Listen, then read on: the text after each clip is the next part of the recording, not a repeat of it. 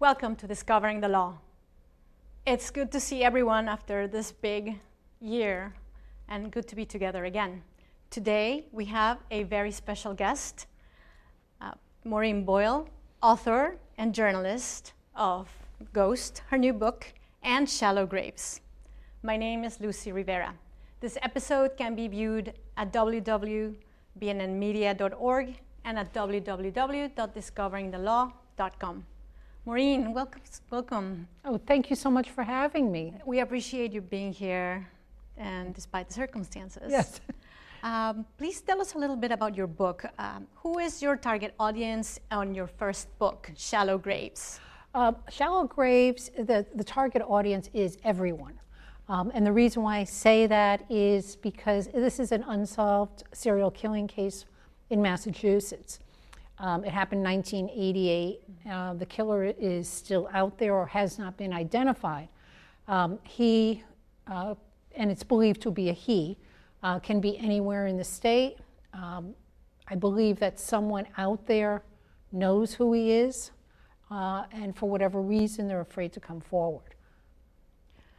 It's interesting, indicating it's a male. What are the general characteristics of a serial killer? Generally, there's two types of serial killers. There's something called a organized serial killer and a disorganized serial killer. A disorganized serial killer can become an organized serial killer. A disorganized one who is someone who will just attack and kill the individual and leave their victim in the kill spot. An organized killer is a little bit more organized, if you will, and plans, and the victim is maybe brought someplace else other than where the person was killed. The New Bedford highway serial killer could be a combination of both, based on when the victims were killed and where they were found. Speaking of the psychological profile, in general, what would be the general characteristics of a serial killer? Very, very often, particularly with a disorganized killer, they have traumatized childhood. There's some bedwetting might be involved, physical abuse, sexual abuse, that type of thing. That said, not everyone who has a traumatized childhood becomes a serial killer. Mm-hmm. And you can't tell who a serial killer is just by looking at them. Like you look at considering Ted Bundy, who was a very handsome young man and was a notorious serial killer, killed people throughout the country. Psychologically, referring to these individuals, is there a specific common denominator, such as a mental illness or? I personally think that there is some type of a mental illness, because only someone who has a problem would be killing so many people. But there are some characteristics of either they're controlling or they want to control their lives. Interesting. Now we're speaking mostly men. Yeah. Have there ever been women serial killers? Yeah, there's been a number of female serial killers over the years throughout history. But most of the female serial killers that I've looked up, they've been nurses who have killed patients or individuals who have poisoned people for money. Interesting. So, what is your opinion as to the roots of that beginning? There's been some studies that this type of behavior may start in childhood. Not that they're a killer in childhood, but in some cases they've been able to determine that some serial killers have killed small animals. There's been a pattern of odd behavior and disturbing behavior at a young age. So it's kind of scary. It's a very scary topic, but it apparently it's a phenomenon that happens. Yes, and it's everywhere. not just in the United States. We hear about it more here in the United States, primarily because of the news outlets and crime TV and books and things like that. But there's been serial killers throughout history and throughout the world. Scary Yeah. and interesting. Now, focusing on shallow graves and your first book, tell us a little bit about it. Yep. It's based on a series of killings in 1988 in New Bedford. New Bedford, as you know, is the largest fishing port in the country. It's on the south coast of Massachusetts. Between roughly March of 1988 and September of 1988, 11 women who were all drug addicted went missing from the city. And slowly their bodies began being found along the highways that circle New Bedford. If you think of New Bedford, think of a donut, and you think of New Bedford as the community right in the center. And all of the highways that circled New Bedford, that's where the bodies were found. They're found just inside the tree line and the brush line on the highways, on 195, Route 140, and Route 88. Maureen, And they were found by accident, too, some of them. tell us a little bit, going a little bit more into that, like the victims specifically. Describe them. Who, like the demographic, who were they? I heard you said they're addicted to drugs. Yeah. Tell us more about it. All of the victims were addicted to drugs, primarily heroin. They were all but one were mothers. They came from fairly close families, and that's why some of them were reported missing very, very quickly. Even though they were addicted and they weren't living like with their parents, but because they were so close to their families, people knew when they were gone, with a couple of exceptions. A few of the women had criminal records for prostitution, but not all of them.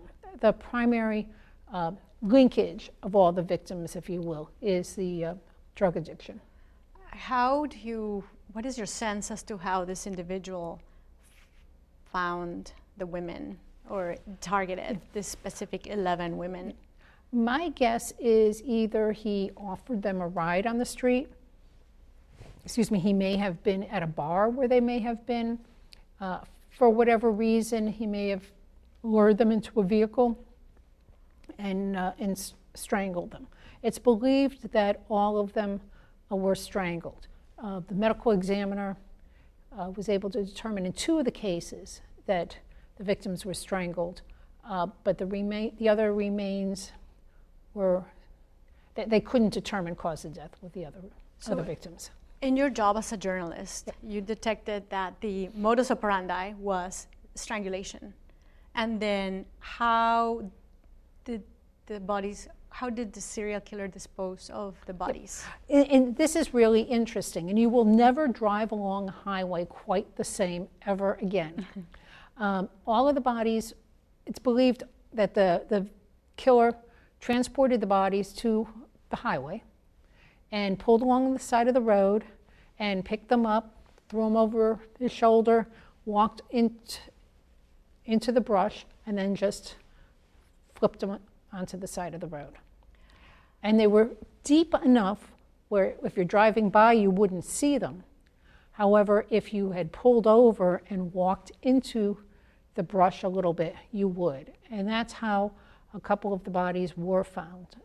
The first and second victims were found by people who pulled over because they needed to, there were no bathrooms around, put it that way, put it discreetly. And they pulled over, walked into the brush, and found a body. So give us the setting timeline of these murders. Yep. When did this take place? What kind of technology was out there? There was no technology out there. I mean, there was technology, but not like we would see it today. Yes. My guess is that if this happened today, the case would have been solved. In 1988, the cell phone technology was very, very different. Not a lot of people had cell phones. A lot of the cell phones were in a car, or police officers had them, and the cell phones at that time were very, very bulky. And the cell phones were not taking photos or video or anything like that. And even the use of DNA, that was still in its infancy in terms of law enforcement. To use, at that time, to obtain usable DNA in a case, you needed a really large sample, and part of the sample would be destroyed in the testing. So there wasn't touch DNA. Everything that we take for granted today really was just a pipe dream then for law enforcement. Absolutely, it's the challenge. Yeah. Is the timeline 1988 through? What would walk us through the timeline of this case? The timeline for the victims went missing roughly March of 1988 to September of 1988, but they were found between July of 1988 and April of 1989. Some of them were found by accident, by people who stopped along the highway. A couple of cases, it was by a cleanup crew, and in one case, it was children playing along Route 88 going towards Horseneck Beach in Westport. And then in a number of cases, a search dog that was called in found the other victims. It's interesting you're referring to this area specifically. Yeah. What is your opinion or your intuition as to the perpetrator? Do you believe this individual lived in that area, or how is that his area of choice for disposing of these bodies? I firmly believe that the individual is from that area and knows that area. And I find it interesting that none of the victims were found in New Bedford, which is odd. What that means, I'm not quite sure. There are 2 victims that still have not been found, and those 2 victims had ties to law enforcement. In one of the cases, the victim was the daughter of a retired New Bedford cop, and another victim, it was the youngest victim, she was 19 years old. Her mother was engaged to a Dartmouth police officer. And those are the only 2 who haven't been found. Particularly this serial killer, to fit the profile of a serial killer, there is a connection as to the victims all being drug addiction, for example. Yeah, that's what it seems to be. However, the last 2 women whose bodies have not been found did not suffer that illness. No, they did. They did. They did. Okay, they interesting. Did. Yeah. I mean, but the reason why I bring up that the last 2 also they had ties to law enforcement is many people will say, well, if these were relatives, if these women were related to police officers, the killer would be found, and 2 of them were. And their colleagues in law enforcement really did want to find the killer. It's a scary psychology, but if you could tie up the thinking of this individual, does he want to get caught? Is this why he disposes the victims? Somewhat obviously, not really hiding them. But evidently. But in some ways, he's not real. He is hiding them, but it is also still kind of in plain sight, and it is. Why do you say that? Because it's right off the highway, but yet it's not. It's hidden, but not all that hidden. That's but scary. It is, and that's why I say you will never drive along highways the same way again, because to this day as I'm driving, I'm looking along the side of the highways to see what is there, if there's anything there that we're missing. Now, I know you indicated they were all strangled. Yes, it's believed all of them were strangled. Is there a sense as to whether this man knew the victims, or how did how did he selected them? Maybe they knew each other. I don't know if there was a connection, or is there, what's a little bit of the profile of this individual? That's a really good question. Now, New Bedford is a very, very close-knit community. And there are some people who believe that the victims, if they didn't know the killer well, the victims may have been acquainted with the killer. Interesting. Yeah. Now, what motivated you to write Shallow Graves? At that time, I covered this story as a reporter at the Standard Times of New Bedford. And I had always, in the back of my mind, thought, okay, I'm going to do a book on this. But I was waiting for the killer to be found. And then 1 year passed, and then another year, and then 10 years, and 15 years, then 20 years, and then 30 years. And people started forgetting about what happened. They began forgetting about the victims, the general public, not their families. And some people, even in the greater New Bedford community, particularly those that are younger, hadn't even heard of the case, or they misremembered things. And I really felt this was the time to write the book and to get more attention on the case, and hopefully that will encourage someone to come forward and say, I know who the killer is, and this killer is. And even if the person is dead, at least people will have an answer. Well, we have 10 minutes left in the show, but tell us a little bit as to what is the sense of this individual. Like, did the police have an idea of what this individual was like, where he lived, what he did? Well, how he interacted in society. What they had done as part of the case is they looked at dozens and dozens of suspects in the case, and it ranged from fishermen, people who were in the drug industry, if you will,